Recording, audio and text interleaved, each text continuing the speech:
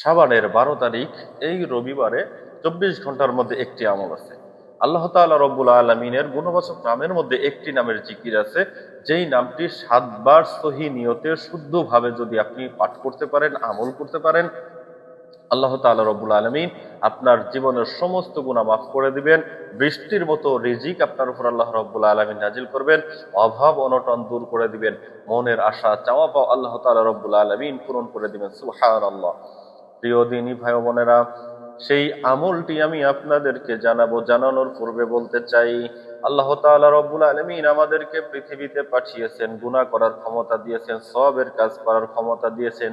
দুইটা ক্ষমতা দিয়েই আল্লাহ রাব্বুল আলামিন আমাকে আপনাকে পৃথিবীতে পাঠিয়েছেন। আমরা পৃথিবীতে আসার পর ছোট থেকে আস্তে আস্তে বড় হতে শুরু করেছি। যখন বয়স 10 বছর পার হয়ে গেছে, তারপর থেকে গুনাহ লিপিবদ্ধ শুরু হয়েছে, সওয়াব লিপিবদ্ধ শুরু হয়েছে।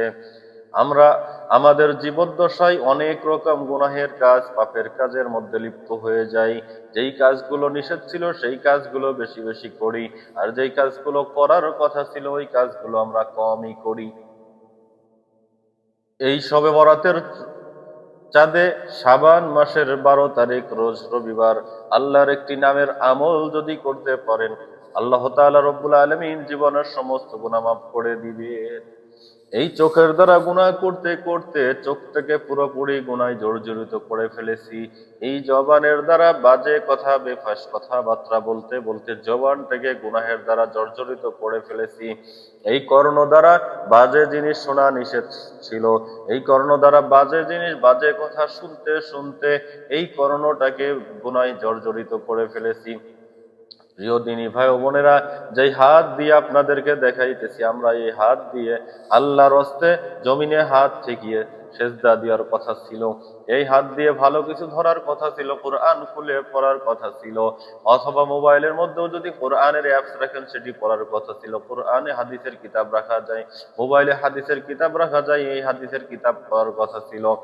অথচ আমরা এই হাত দ্বারা বাজে জিনিস স্পর্শ করেছি, বাজে জিনিস ধরেছি, বাজে কাজ করেছি, হাতটাকে গোনায় জর্জরিত করে ফেলেছি। যে পা দ্বারা জমিনে ভালো জায়গায় যাওয়ার কথা ছিল, ভালো জায়গায় কম গিয়েছি, বাজে জায়গায়, খারাপ জায়গায় বেশি গিয়েছি।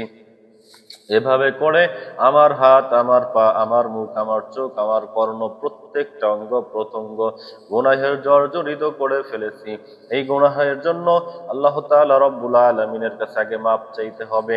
পরিপূর্ণরূপে আল্লাহর কাছ থেকে মাপ চেয়ে, মাপ নিয়ে তওবা করার পরে যদি আমল করেন, তাহলে আল্লাহ তাআলা রব্বুল আলামিন আপনার জীবনের গুনাহ মাফ করে দিবেন।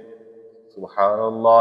আপনার মনের আশা পূরণ করে দিবেন, রিজিকের মধ্যে রহমত বরকত দান করে দিবেন। আসুন প্রিয় ভাই বোনেরা, আমরা কিভাবে তওবা করব অনেকেই জানি না। আমার সঙ্গে আপনি তওবা পাঠ করুন। ওযু করার প্রয়োজন নেই, ওযু করবেন পরে। যখন আপনি আমলে বসবেন, ঠিক তখন ওযু করে আমলে বসবেন। এখন এই মুহূর্তে আমার ভিডিওটি যেহেতু দেখেই ফেলেছেন, আমার সঙ্গে সঙ্গে তওবা পাঠ করুন, এবং যে সকল দোয়া পাঠ করব আমার সঙ্গে আমার মতো করে পাঠ করার চেষ্টা করবেন। ভিডিওটি বারবার যদি দেখেন, এই দোয়াগুলো আপনার মুখস্থ হয়ে যাবে। এরপরে আপনি পরিপূর্ণভাবে সহিশুদ্ধভাবে আমল করতে পারবেন। আসুন আমরা তওবা পাঠ করি। আস্তাগফিরুল্লাহ রাব্বি মিন কুল্লি যামবি ওয়া আতুবু ইলাইহি। এতটুকু পর্যন্ত পাঠ করবেন 3 বার। আস্তাগফিরুল্লাহ রাব্বি মিন কুল্লি যামবি ওয়া আতুবু ইলাইহি। আস্তাগফিরুল্লাহ রাব্বি মিন কুল্লি যামবি ওয়া আতুবু ইলাইহি। 3 বার পাঠ করা হয়ে গেল। এরপরে আপনি আল্লাহর কাছে বলবেন, আয় আল্লাহ, জীবনে গুনাহ করেছি, পাপের কাজ করেছি, আমার মতো গুনাহগার, আমার মতো পাপী আসমানের নিচে জমিনের উপরে আর কেউ নাই। ওগো আল্লাহ, তুমি রহমানুর রহিম, তুমি গফুরুর রহিম, তুমি আমাকে মাফ করে দাও। এইভাবে আল্লাহর কাছে কান্নাকাটি করে নিবেন কিছুক্ষণ। এরপরে যে আপনি দুরূদ শরীফ পাঠ করবেন 11 বার। দুরূদ শরীফ পাঠ করবেন, সল্লু আলা মুহাম্মদ। এই দুরূদটি পাঠ করবেন, সল্লু আলা মুহাম্মদ, সল্লু আলা মুহাম্মদ, সল্লু আলা মুহাম্মদ, সল্লু আলা মুহাম্মদ। এইভাবে করে 11 বার এই দুরূদ শরীফটি পাঠ করবেন। এরপর আল্লাহর গুণবাচক নাম যেই নামটি পাঠ করলে আল্লাহ জীবনের গুনাহ মাফ করবেন, রিজিকের মধ্যে রহমত বরকত দান করবেন, অভাব অনটন দূর করে দিবেন, মনের আশা আল্লাহ পূরণ করে দিবেন, সেই নামটি আমি আপনাদেরকে বলবো। এই নামটি আমার সঙ্গে পড়ে সহি শুদ্ধ করে নিবেন। ইয়া মুগনিয়ু, ইয়া মুগনিয়ু, ইয়া মুগনিয়ু, ইয়া মুগনিয়ু, ইয়া মুগনিয়ু, ইয়া মুগনিয়ু, ইয়া মুগনিয়ু। আল্লাহর এই নামটি 7 বার সহি শুদ্ধ উচ্চারণে পাঠ করবেন। তারপর আবার সাল্লু আলা মুহাম্মদ 11 বার পাঠ করবেন দুরূদ শরীফ। এরপরে আপনি আল্লাহর কাছে নিজের জীবনের গুনার কথা স্মরণ করে মোনাজাতে মাফ চাইবেন। এরপরে আপনার আশা আকাঙ্ক্ষা, জায়েজ এবং হালাল আশা আকাঙ্ক্ষা চাওয়া পাওয়া আল্লাহর কাছে চাইবেন। আশা করা যায় আল্লাহ তাআলা রব্বুল আলামিন আপনার দোয়া কবুল করে নিবেন।